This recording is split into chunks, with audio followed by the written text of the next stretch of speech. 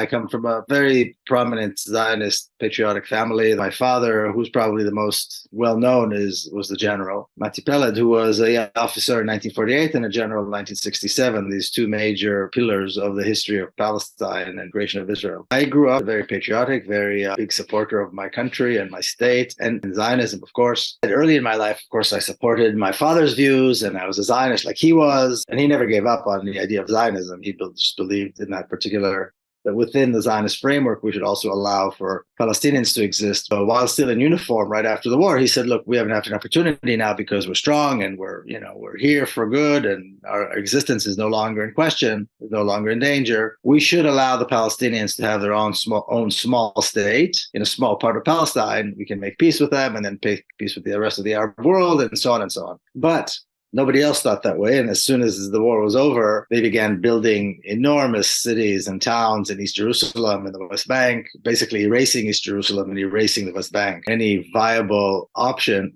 for a Palestinian state. It's this ideology that Palestine is not Palestine. It's the land of Israel. And it belongs not to the Palestinian people who have lived there, but to all Jewish people around the world. If you have an ideology that's supremacist, which means that one people have more rights than another people, then of course you have to use violence. You have to have an apartheid regime so that this racist ideology can materialize. And that's what the state of Israel is. The Zionists as a movement, and then the state of Israel, which was born of that movement, have declared a war against the Palestinian people. And so that war, we've seen ethnic cleansing, we've seen genocidal policies, we've seen the racist apartheid regime put in place and so on. And Israel being a terrorist state. The terror the Palestinians suffer from or are faced with is daily terror. It's not knowing if you can walk down the street and not get beat up or stabbed or murdered, if your children are safe going to school, if your house won't be demolished, if your brother or sister won't be, taken away and kidnapped and disappeared by the Israeli military or by the Israeli intelligence. So in 1997, my sister's little girl was killed in a suicide attack in Jerusalem. She was 13. And that's exactly the kind of tragedy that forces you to shakes you to the core. So you can't look at the world the same way. It pushed me in the direction of examining what I was taught in terms of the truth, in terms of the existence of what is Israel. It wasn't until I began that journey and went through it for a while that I came to the realization that actually I was living in a different country than I thought. I was living in Palestine, and I was living in a kind of a colony, superficial, artificial reality that is not real. It's not grounded in truth. It's grounded in this apartheid state that was created, and then based on lies upon lies upon lies that gave the legitimacy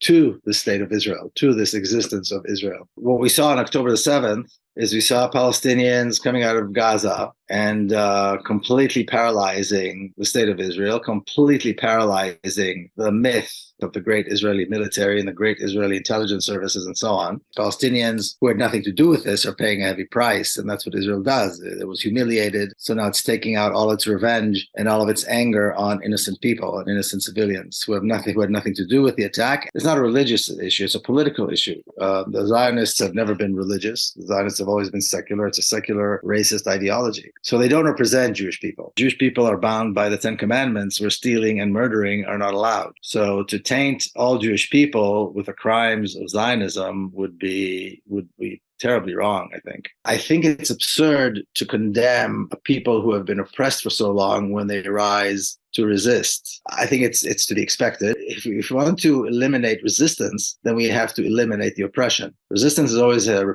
response to oppression. And the Palestinians' response to the greater violence, by and large, over 75 years, has been mostly unarmed. If there's something to condemn, it's to condemn the apartheid regime, to condemn the violence, the savagery that Palestinians suffer every single day, the thousands of Palestinians who are being arrested and killed in the West Bank as we speak, the racism against Palestinian citizens of Israel by the state and by just individuals. It's the stories of Israeli doctors who signed a petition that it's okay to bomb hospitals in Gaza, students who demanded that Palestinian citizens of Israel be thrown out of the dormitories in a university, and on and on. That needs to be condemned. But to condemn a nation that's been oppressed for resisting, it's a height of hypocrisy, and it makes no sense. I think what is clear, though, beyond any doubt, is that you cannot defeat the Palestinians. They call it Hamas, they call it this. It doesn't matter what you call it. It doesn't matter which particular movement Palestinians belong to. Palestinians will not be defeated.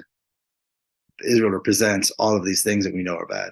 When we call for supporting Israel and, supporting Israeli victory and all that nonsense, that means more death, more destruction, more racism, more innocent lives being wasted. And it's a war against peace. It's a war against justice. So people have to make a choice, I think. And again, I think the events of October the 7th and what has happened since then have allowed people to see this much clearer. And the hope, at least my hope, is that this major shift that I believe took place on October 7th will, propel the Palestinian issue in a way that, first of all, will garner more support internationally, but also allow Palestinians to demand what they really deserve. Palestinians, I think, have gotten used to always demanding very little and accepting very little. I think it's time to demand all of Palestine. It's time to demand free and fair elections over all of Palestine, one person, one vote, which means dismantling the apartheid state.